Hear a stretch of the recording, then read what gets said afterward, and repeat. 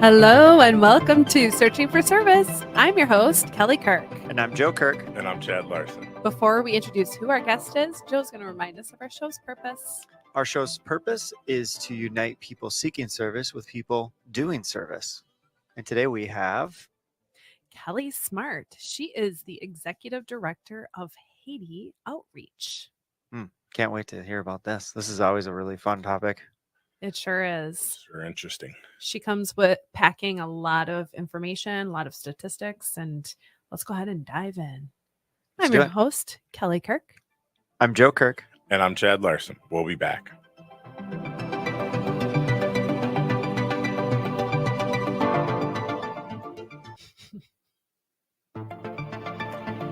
Hello and welcome back to Searching for Service, brought to you by Rotary District 5950. I'm your host, Kelly Kirk. I'm Joe Kirk. And I'm Chad Larson. And we want to welcome our guest, Ceallaigh Smart, who is the Executive Director of Haiti Outreach. Welcome. Thank you. Thank you for having me. This is so fun. We're happy to have you. And let's start off by sharing a little bit about you to our listeners. My first question is, where'd you grow up? Yeah, that's a great question. So I grew up in Minneapolis Public Schools. I grew up in Linden Hills. I did go to school in Arizona, but then came back to raise my own family here. And I do live in Robbinsdale. I now have two teens, 13 and 17. So very fun ages. And married and rescue dog. That's kind of my personal life. But professionally, I have always worked in nonprofits, various different sectors of nonprofits, but then in the last decade, much more in international development. And so I've only been at Haiti Outreach for 1 year, a wonderful year. And I'm super excited to tell you about the work. But if anyone is familiar with Haiti, it is a very different context than any other country in the whole world. And so I really vetted hard in terms of, is Haiti Outreach doing more damage than good? And I am just so impressed that I get to be with this team. And really, it's our Haitian team that is doing this. So it's just another layer of being part of what is happening in the world and being a part of that. But yeah, nonprofit, I have a master's in nonprofit administration. My undergraduate is actually in adventure education, which is interesting. Yes, that is. Spent my undergraduate years rock climbing, white river rafting, hiking, and then now I work. There's a major in that? Gosh, that's great. It is really great. Yes, so it's very fun. Majors in fun. Yes. Well, so I still get to do that a lot too. I also run another nonprofit as well, a little tiny one. It's called Print the Love. We won't talk about that today, but we give away photographs to people that don't have access to photos in very low resourced communities all over the world. Very so neat. I do that too. Well, you had mentioned that you have only been with Haiti Outreach now for 1 year. For a little over a year. year. Yep. Just a little over a year. And it's great to hear that you've got extensive background and even a master's in all of this as well. How did you end up getting involved with Haiti Outreach? So I last year was the president of the Minnesota International NGO Network, which is a really awesome network if you're interested in international work. If you've never worked and you want to work, or you're interested, the group of people in Minnesota that work in international development is actually pretty small, as you can imagine, right? So this group, it's really the only one that's around that really focuses on, hey, I'm a practitioner in development, and who other people, I would love to live overseas someday, love to, do that. But right now I'm in Minnesota because I got two teens in school. So what can I do that makes an impact from Minnesota? And so there's a small group of us. So when kind of these roles and jobs come up, then it's a pretty small group that says, hey, is anyone interested in working with this? But you guys all draw straws in a room, like, okay, who's getting it? Yes. Well, and it's a really unique place to be, especially a smaller NGO, right? Yeah. There's a very large, huge, big, you hear World Vision or UNICEF, and that's a different role than ours, which we have about $1 million budget. And so it's just a great network to talk to other executive directors in Minnesota that are with the same having the same, how do we fundraise? How do we connect with our staff? How do we make changes? How do we, all those things. So that networking piece is big. But I hadn't worked with Haiti Outreach prior to my role there. Okay. What led you into the nonprofit realm? Like That's a good question. I didn't ever consider anything else. I don't know. So like I said, I did adventure education. So I have sort of just a passion for the outdoors and fell in love with it. And really to do outdoor work and service work in that way, whether it's the environmental path, whether it's geology, whether it's working with students, right? Like education, really, like, because outdoor education is really experiential education, as they call it. And then my other major was actually in art therapy. So I do a lot of art. So if you're doing art, if you're doing counseling, if you're doing any of those realms, are all nonprofit. So I don't think I ever considered really anything else. And so I don't know what to say, just in terms of, I think just coming from a family that really embraces philanthropic work. Now, do all my siblings and family members work in nonprofits? No, but it's, even just a mom that was always the one that, donated blood, or we always gave to all the toy drives, or, like it wasn't ever a question. We just always did those kinds of things. And so I think you kind of grow up with that service above self kind of mentality that you guys talk about in Rotary. So yeah, my sister, she runs a farm sanctuary outside of Seattle. And my brother is not nonprofit, but he's a filmmaker. He's an artist and does a great job. So maybe it's sort of nonprofit. And both my parents were psychologists. So maybe that piece really too. Fascinating pieces that Yes, kind of I know. intertwine Yeah. together. Yeah. It is both your parents being shrinks. Ouch. I know. We could do a whole talk on just that. You can't hide anything. You're like, just say nothing. Don't even raise an Don't even eyebrow. look. Well, maybe that's where that part of like doing good is really like in your essence. Like, I want to do a good job. I want to be mentally healthy. And one of the best ways to be mentally healthy is to give back to others, right? And then you learn more about yourself. So yeah. I like it. Are you a part of a Rotary? I am not. I've been asked by many to join. I have not selected one. Okay. I knew about Rotary prior to coming to Haiti Outreach, but our connection to Rotary is so deep that I've had just a deep dive, and I have visited a lot in the Twin Cities in the last year, international, just so many different connections. So I feel like I do know a lot, but it for me, it is have a shallow. hard time choosing. Well, yes. And I mean, there is my, like I said, I do live in Robbinsdale. And so I was invited by the Robbinsdale Rotary. So that would probably, if I did pick one, Sure. Makes sense. do in your community. in your own community, right? Because it's yes, it's about Haiti Outreach, but also about my neighbors. And, my husband is a small engine mechanic. So he knows everyone in our city, I feel like, because he fixes all their lawnmowers and all their snow blowers. And so I feel like I need to know more of my neighbors because he knows literally everyone. So, yeah. That's wonderful. Yeah. With the connections with Rotary, when you go are you going to speak to them about Haiti Outreach generally? Yes. Yeah. Or visiting. Yep. And visiting it. And so tell us a little bit. I mean, we haven't dove into it as much yet, but what has been the connection that Rotary's had with Haiti Outreach over the years? Yeah, that's great. So it actually started in 2003 that we've been a part of Rotary. So both of our founders, so the co-founders, Dale Snyder, he was the executive director, but he has stepped down to our director of administration. So he's still around, but he's towards retirement age and is, looking towards that. So they brought me on to kind of do that. So he and Neil Van Dyne, who is also the co-founder, but he lives in Haiti, are both Rotarians and very largely involved in that. So we can also we should maybe talk about Haiti Outreach and then our influence into other Rotary. Sure. But we've been a part of many international grants. We're a part of huge movement of Rotarians in Haiti and being a part of that as well. So it's kind of built into our DNA. In everything we do, we consider Rotary. But also in terms of we helped start a Rotarian focused nonprofit that works solely in Haiti. So that's why we should talk about that as well. But it makes sense if I say kind of what we do as well. Okay. Let's start there. Yeah, go ahead. Go ahead. Go ahead. Yeah, that's great.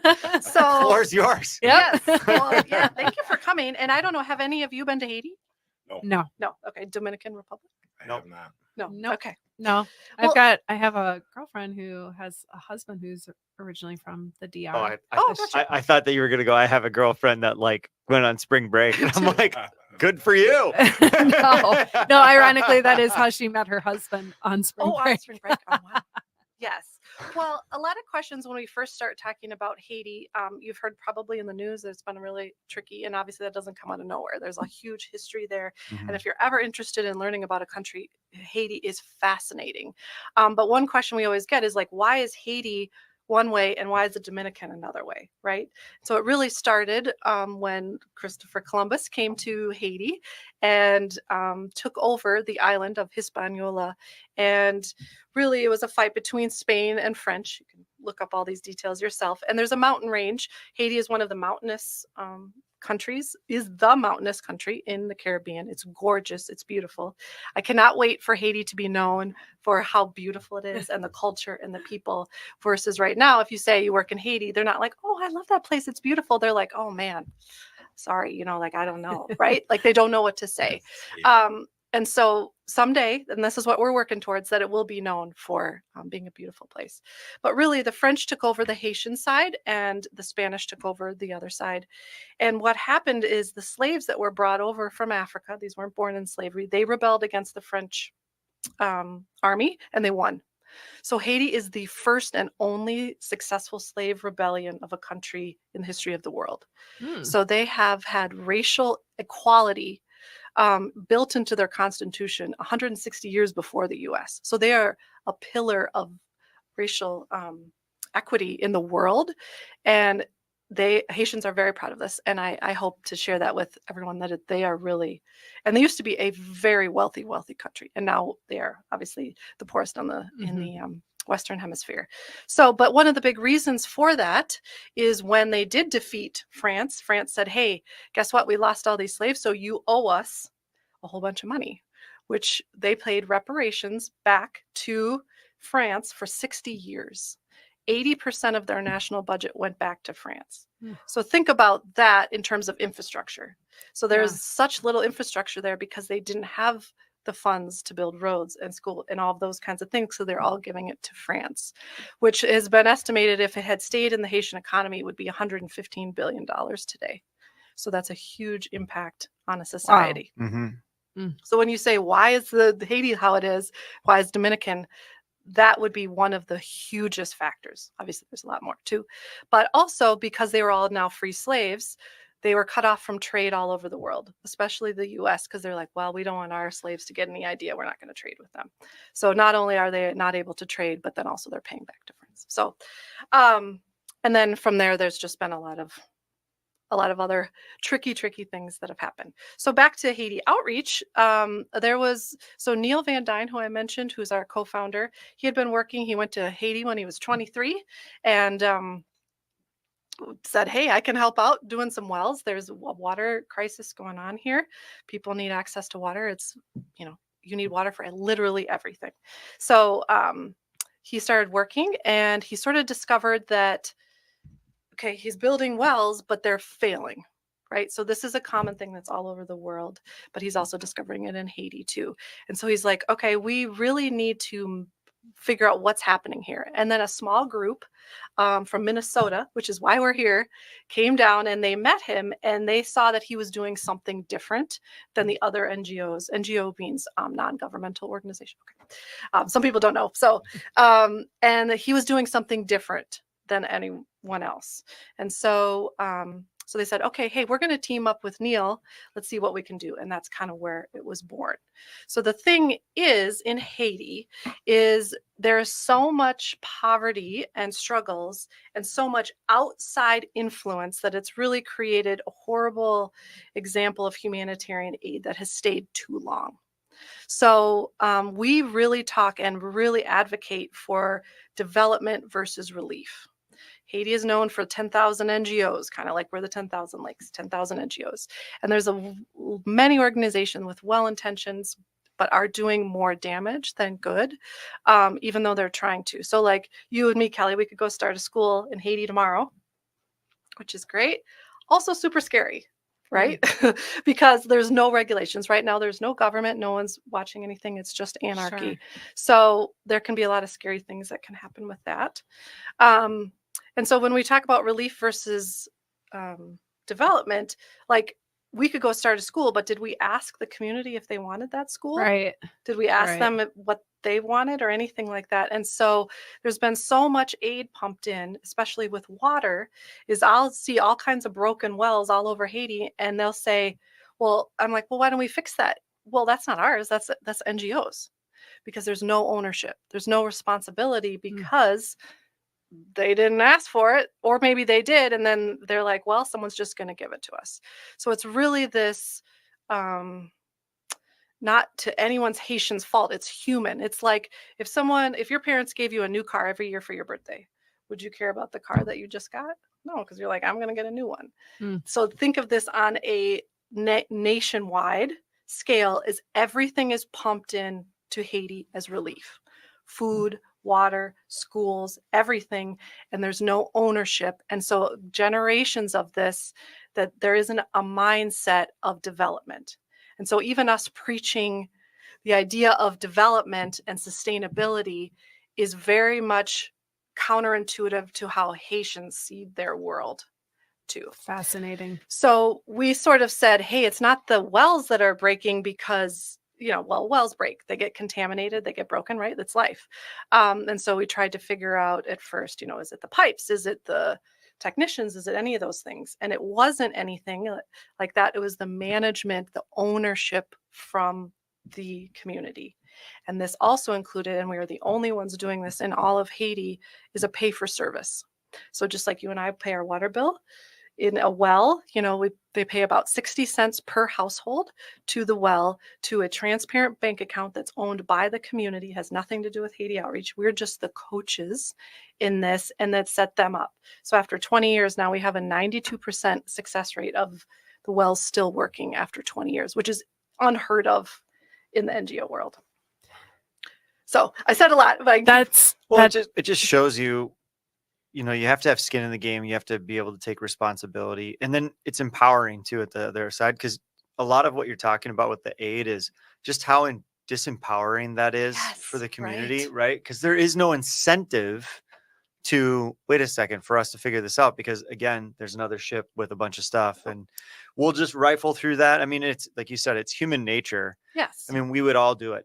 Yep. And it's interesting how to kind of reprogram that in real time has got to be a real challenge. And you just model it, right? I mean, essentially you guys are just modeling it over and over and over again, hopefully, getting buy-in as you are, and changing the country one well at a time.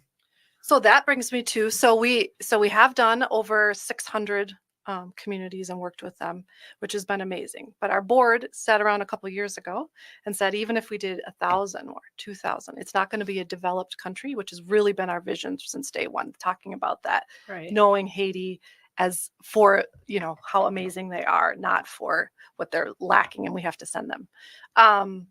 But so they said, you know what, our secret sauce at Haiti Outreach, and this is our Haitian staff, this isn't our American staff, this is our Haitian staff that have architected this curriculum over the last 20 years, 27 years, and really they're building in language, even into Haitian Creole, talking about a language of responsibility, transparency, integrity, which aren't words that are really spoken in this way in Haiti.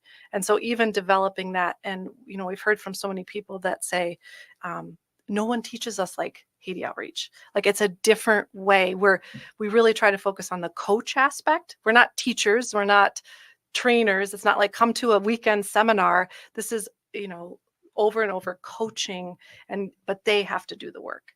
So we said, okay, we really want to see this grow and scale. And the piece that we're missing, yes, the individual communities, grassroots, but we need to talk to the mayor's office. So the mayor's, there's 145 communes in Haiti. And so that kind of makes up the whole country. And so our goal, so we're working right now with 9 communes with their mayor's office. And if you can get that mindset shift, this coaching curriculum, and when we work with a well community, we work with them for 3 to 6 months. But when we work with the mayor's office, we work with them for 6 years. So it's the office, not just the mayor, because the mayor, there's not elections at the moment, but they'll come and go, right? But this social piece, this of how to come together, the leaders that you're looking for are you. They have not heard that ever. They've never had a chance.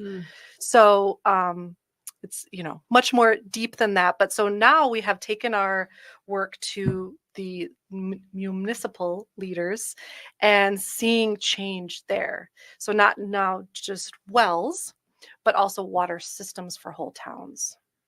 So, which is huge and big, and we aren't personally funding those projects. That's World Bank that we work with, or this organization called Handwash. They also fund that, but we are the coaching, the bringing together. Everyone has to be on board, which can take 6 years to say, okay, we're doing a pay for service. We're going to build income into the city that can pay for other things. But really, it's not about the water system. We're experts in water, so that's what we focus on. It's not about the bridge. It's not about the school. It's really about this bigger ecosystem of the barriers that are keeping Haiti stuck and how to break those down as having good leadership in every commune and seeing that and them building their own future, right? That I'm trying to lose my job, right? Like, how can there not be a Haiti Outreach, right? So really we're just those facilitators. And I've talked to other people who said, I tried to do something in the south of Haiti, but it was the social issues that kept me stuck. And I said, that's exactly what we're talking about. They've never had a chance, because even with the reparations with France, ever had a chance to come together. Like, how there's voting meetings for a new road, or a bar wants to go into your town, like you get to have a say. They don't have anything like that. Those systems for local government have never been built.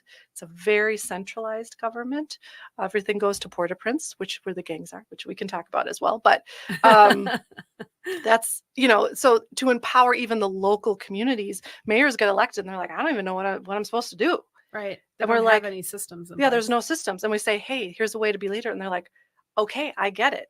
Okay, but you got to be practiced being responsible. Okay, let's practice with a water system, because water affects everything: economics, health, right? Like the family, all of those things. And so we actually, it's been a 1-year anniversary just last week, I think, of the only running 24/7 water system by a well in Haiti right now.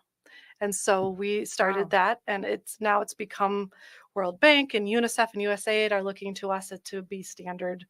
We've done a lot of other standardizations around the country as well, but saying like this is the standard for how water systems should work, and subscribers paying in, and how to operators, right? Like all of those things, because it does affect everything in life. And so it really speaks volumes to Haiti Outreach and what you are doing in support of the Haitian community as well.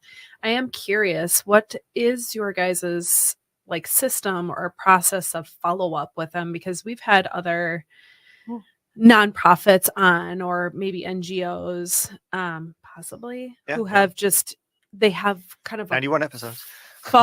Follow-up process that seems to be kind of that sticky glue to help ensure that the system for that specific thing itself. Yeah, that it sustains. Sure. So if you're talking about our work specifically in terms of our follow-up, like with the mayor's office, 6 years. So 2 years is us leading, coaching, doing everything. 2 years is together and really building in more of their leadership and their decision making, and then 2 years of them, and we're just like, hey, we're here. And for all the 600 communities that we've helped before, we're always there. They can always call us, like, we don't know how to fix this, right? They own everything, they have their own bank account, but we don't know how to do this, or who should we contact? We're always so one of the other things that we've done, so let me go back to what you said in terms of like the whole system. So the missing piece is that management and ownership and responsibility. Yeah. So I talked to, a couple of people that talked about, even in the last year, World Bank had put 5 million into a water system in Port-au-Prince. And after 5 years, it had already broken. So they had to invest another 5 million. So our water systems that we help coach, again, we're not laying the pipe, or we have in the past. We actually still have, oil, well rigs. We haven't sold them or gotten rid of them yet, but we haven't done any personal digging ourselves in over 2 years, because we're training also drillers to be responsible and good workers, and them have their own jobs and all those kinds of things, and really being the trainers in that. But our hope is that your investment in a water system, because it's sustainable, because there's a pay for service, people are paying it, and it's managed well by good leaders, that you wouldn't have to reinvest $5 million into a system because it broke. Yeah. But this is happening over and over again.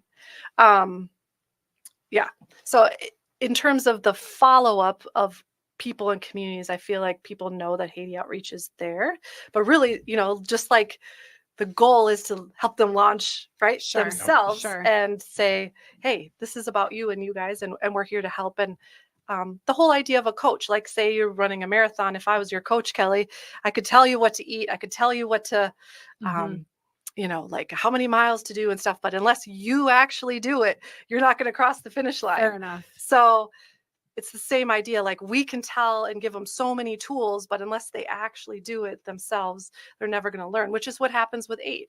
And I do want to say there's a place for aid, right? There's obviously after, the earthquake in 2010, right, in Haiti, or wars or floods. I mean, you have to have that. But when it stays too long, this is what we're seeing. So, and yeah. It's interesting. And, you mentioned a little bit of the political unrest. And then, one of the other things that's up against Haiti too is just climate. I mean, I know. The difference between the Dominican and Haiti is incredible because of the mountain range that splits the country in half. And, all of those factors playing together just seem to really add up a lot of headwinds for them. Right. And it sounds like that you're addressing one of them in trying to get this community buy-in, kind of changing ideals, right? And understanding, no, wait, we don't need to depend on the aid that just keeps coming in. Talk a little bit more about the other challenges. I mean, the political challenge has got to be a big one right now. That's real right now. Yes, it is. So the gangs are mostly in the capital. So for right now, and this started before just this last spring, when you've probably heard about it in the news. So in the very beginning, like we do a lot of work all over the country. So we have motorcycles, cars for a lot of our staff. And they used to drive through Port-au-Prince to get to some of the communities that we work with. So once the gangs came, then we had to fly them over. So you kind of do a bounce. And so the economic impact on our organization and on our staff is really the biggest threat to us at the moment. Gas at one point, it's not right now, was over $20 a gallon. You have to buy it on the black market because roads are closed, because there's no police or army. Communities are blockading their own roads in their own city, right? Like, so here in Eden Prairie, it would be like, well, there's no one taken care of. Like Chad's out there putting roadblocks because he doesn't want his family, hurt. So, but that also means that there's no gas coming through. That means that there's no food coming through, and there's not a huge agricultural culture in terms of growing food and things like that. So it's also super traumatic for our staff for sure, but the economic threat is huge. Even just being able to pay our staff, like if there was even dollars in the actual physical bank to pay them, was a real okay, because we want to continue to pay them, and so it's really those logistics. There's been parts that have been missing, so wells that should have been done months ago just can't because they're stuck at the border in the Dominican. They're not getting there. So that's kind of that piece. In terms of the bigger political picture, we're really focusing on the local areas in terms of helping them to be the good leaders. In terms of the big presidential if there is going to be a president, a constitution change, election, all of those kinds of things, I really refer to our staff for all of that because it changes on a day-to-day basis. Right. Kenya's there presently with I think 1,000 troops. And, I think I asked our staff about it because you hear things in the news and then you ask our staff and they're like, what? Have a different story. Just like us here in the US, if someone from outside, you'd be like, well, yes, they said that, but I see it differently. So they're waiting to see this hasn't worked in the past to bring in outsiders. So we'll see. They're kind of in a we'll see, right? Mhm. And there, there's a lack of trust of outsiders for very good reason because a lot of damage has been done. So, well, interesting opportunity then, because I'm assuming that this disruption has impacted the aid. Yes, correct. This is true. So then there's an opportunity to reach the local communities on that real level that you guys are really trying to push on in ownership. So this could potentially be an opportunity to change more minds and to get more buy-in on a localized level versus, hey, I mean, the aid's not getting there. Guys, we got to figure this out. Otherwise, we're all in real tough shape. Yeah. So, and also the decentralization that we're kind of talking about, really giving power back to the local communities because it is in disarray. There is a chance for that. Because Port-au-Prince had typically been, you have to do everything in Port-au-Prince. You want a driver's license, you want a passport, you want, but also everyone's paid out of Port-au-Prince. Everything, all the decisions are made. So that's like DC telling us in Minneapolis how we should, pay our teachers and what our water should look like. And, and it's like, what? It's totally different in DC than it is here. How are you doing that? So yeah, there is it. And I think there's real cry for, let's make a change. mhm. And so Haitian, this is by Haitians for Haitians and them coming together and us being part of that movement. And I just get to be an advocate and raise the flag of like our team, like you want to develop the country of Haiti. Yeah. Haiti Outreach is going to do it. Our team is going to do it. And it gives me goosebumps that I get to even have a small little tiny part of this side of history in that way. And so, it is incredible what they're accomplishing, even with so little. So, do you feel like that Haiti Outreach's role within Haiti could potentially change just because you guys are modeling what's next?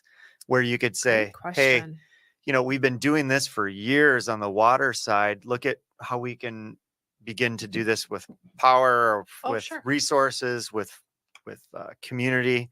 Do you see, and you have the boots on the ground already, you have the people there. It sounds like your staff there is incredible. I mean, would Haiti Outreach look at doing that if the opportunity was there? Yeah, I think because we've made this sort of shift of really like putting all our eggs in this leadership coaching basket with water. Now, the thing with water, yes, those other things are important, but water brings everyone to the table. Not everyone will show up to a meeting for a hospital. Not everyone shows up for a school just because they're not in that life stage, right? But everyone will show up to a meeting. So if you really want community buy-in, they'll show up for water. So I think water always has to be a part of the conversation. But yes, I think we would like to position ourselves as coaching leadership in the whole country. Absolutely. Do we know about water as a way to practice? Yes. But I think, because this is so new, but if we could, I've looked at all kinds, I don't know, maybe you guys are more experts on this. Like, what's the percentage of people or a group that needs to have buy-in before there is group think change? Well, like critical mass kind of thing. Critical mass. And so most of the statistics that we have found is 3.5%, which is not that many. So if you can, right, there's 145 communes and we're already working in, 9. So even if there was buy-in in saying like, we're going to take Haiti back to be a thriving country again, and here's are some tools to do it, that you can transform a whole country. So when you say like, oh, right, you guys are going to transform 11 million people, I think there's more weight in what we're doing than maybe you would say to that. So I agree. I think that the factors seem to be lining up for that to work. Yeah. I mean, it's lined up exactly the opposite way for you to date. everything is lined up against you. Like, Sure. like, Yes. oh, Well, and I had heard too, you mentioned that World Vision and UNICEF seem to be taking notice of what you Yeah, are World Bank and World UNICEF. Bank. I'm Yeah. sorry. Yeah.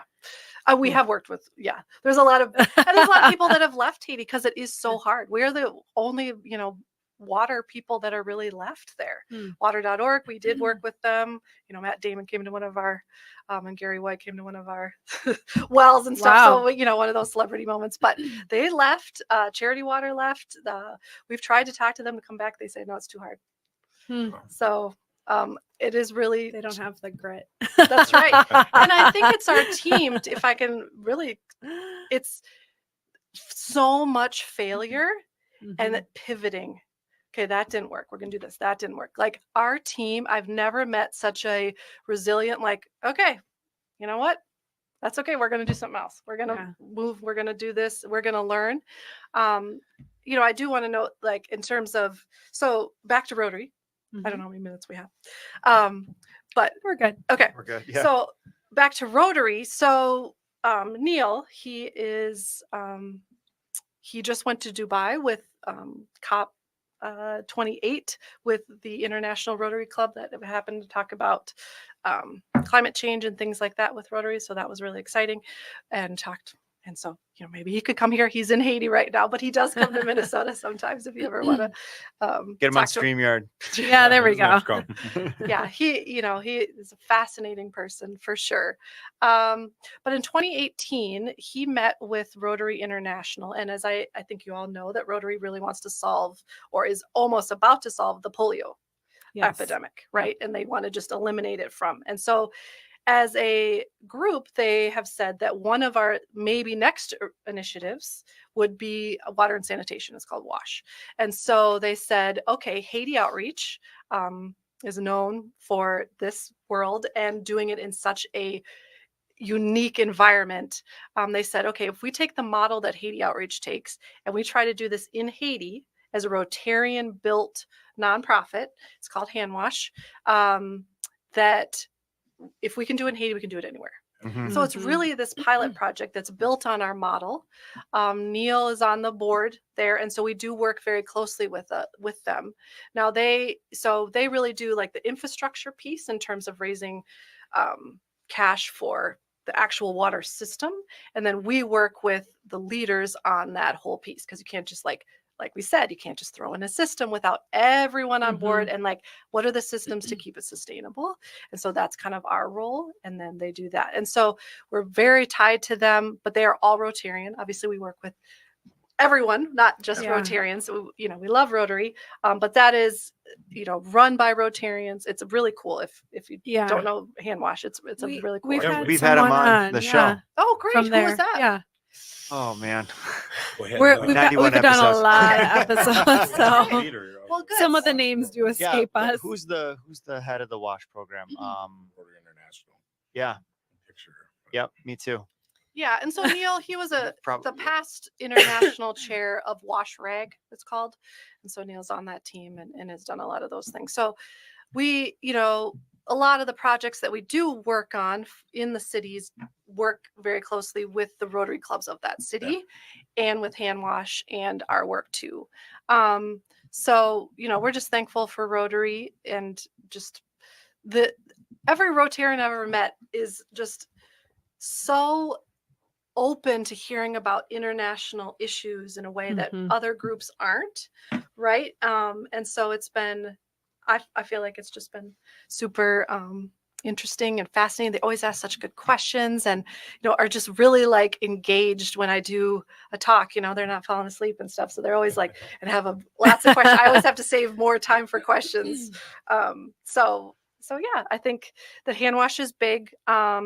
But we're continue, like you said, they're just focused on water and sanitation, whereas we're focused more on, yes, the water piece, but like Joe said, it's because the training that we do in the curriculum is really about self integrity, transparency, responsibility. It goes into personal and professional lives, right? It's like when you're doing self-work, which is really what it is, Mhm. and really identifying like where barriers are, then it doesn't have to be just in water, right? It's bigger. It almost feels like you're creating an evolution of like the culture, like creating a Yeah. cultural, like a Yes. true cultural experience, which it sounds like Yes. they've been missing because, I mean, Yeah. of course, Yes. based off of the history you just shared. Yeah. That And makes because there's a sense. huge brain drain going on in Mhm. Haiti, as anyone would, right? Like if you Mhm. had a chance to leave, then you leave. We've lost a lot of our staff members, which is so hard because we have to continually keep training people and finding people Yeah, that that's tough. How many staff members do you have, and then how do you recruit within the country? Right. No, just interested Yeah. in that probably goes hand in hand with. Continue to reach out to Rotaries because Yeah, you'll Rotaries. find somebody for a buy-in, I guarantee it. There you go. So the unique thing that has also kept Haiti stuck is that Haitian Creole is only spoken in Haiti, Mhm. right? So resources are never in the language, and so we're creating resources in that too. So they have to, at least. So we can't just take anybody because Haitian Creole is very specific. And we want Haitians to support Haitians. So right now we have 20 staff in Haiti. We've had up to 65. That was prior to COVID and when we were drilling all the time ourselves. But we're trying to grow our coaching staff beyond that because those are mostly all coaches as our 20 staff there. In terms of recruiting, the one thing also about the unrest that's down in Port-au-Prince, a lot of people want to get out of the city. And so, we did just hire an individual for an administrator job, and we had a lot of applicants that are looking to move their family out of Port-au-Prince because it's just not safe, right? And so they're like, I never thought I'd live in rural Haiti, but it's gorgeous, and we're moving the family, right? So, Which then needs more water. I know, Right. right. So, but there's big job board pages in Haiti, and similar to here, where you would recruit through that. That's kind of what we do. And for NGOs, we're well known. There's Yeah, the brand. Yeah, in terms of that, especially in rural, not as much in Port-au-Prince, but. Well, you have done a fantastic job of like detailing everything out about Haiti Good. Outreach. Can you share how people can get involved? Yes. So one day it's going to be safe to travel there again. We're completely off the grid, so we're 100% solar in Haiti. And we have a wonderful guest house that can have up to 30 people. So someday, if you want to bring your Rotary Club or your high school group or your church group and come see what we do firsthand, you can take a little plane. Like you can go there by yourself right now, but I can't legally invite anyone, right? Yeah. But you get to take, I do take a humanitarian flight in that our office is across the street from a runway.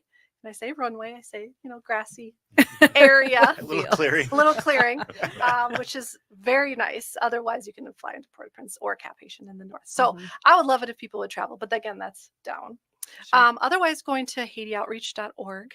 And, just to be honest, right now, we need funding in terms of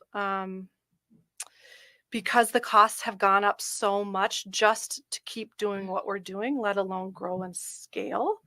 And so if that's something, even a $20, $5 a month donation, those really are the key in terms of sustainability for an organization to count it. I love the monthly giving. I love it just even for myself to give to others because it's like, okay, I feel like I'm giving to the causes that I care about, and then it's just coming out of my bank account. But if it is something also that you want to hear more about or want to just learn, you heard maybe something I said and you're like, what is she talking about? I'm happy to take any phone call.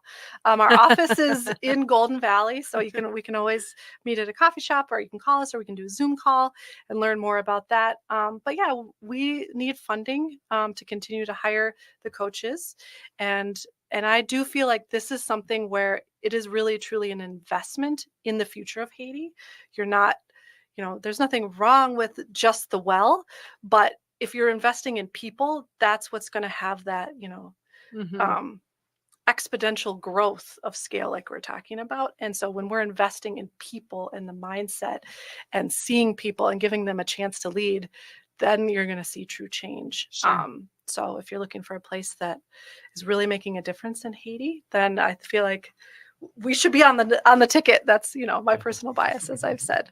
But yeah, and we do have volunteers. We have board members. We try to keep our board at least 50% Haitian. For obvious reasons. But if there's, if board service is something that you're looking for, I know lots of people want to, or if there's other expertise that you have, like, let's talk, or I'm open. I love having, or if you're, someone's interested in an internship, we have some great people that have come and worked with us for various like economic or engineers or research. We've had lots of different people do different aspects that can really move it forward. Sounds like Wonderful. If you have a passion for Haiti, you can find something for them to do. Yeah. And if you're a true data nerd, I didn't really talk about this, but we created the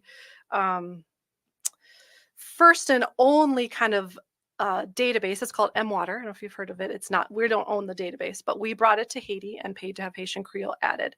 And then we put together, we use it every single day, but we tracked every single water point in Haiti, and whether it is contaminated, broken, useful, how many homes, there's pictures, everything. And so then everyone's on the same page. So now it's used by US Bank or US Aid, World Bank, UNICEF, all the National Water Board, who we also work with. They all use this mapping system that we have set up. So if you're a data person and you love to extract stuff, we would love you to come and help us. It is incredible what our team has in terms of data. So that kind of stuff too. We are here to, if that's something you want to get involved in. So, awesome. Thank you. Awesome. Well, we really appreciate you coming on, and thank you for reaching out. That was such a pleasant surprise to see your message and get you on the show. And it's been incredibly informative. So thank you.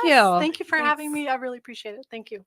Thanks for listening. I'm your host, Kelly Kirk. I'm Joe Kirk. And I'm Chad Larson. We'll be back.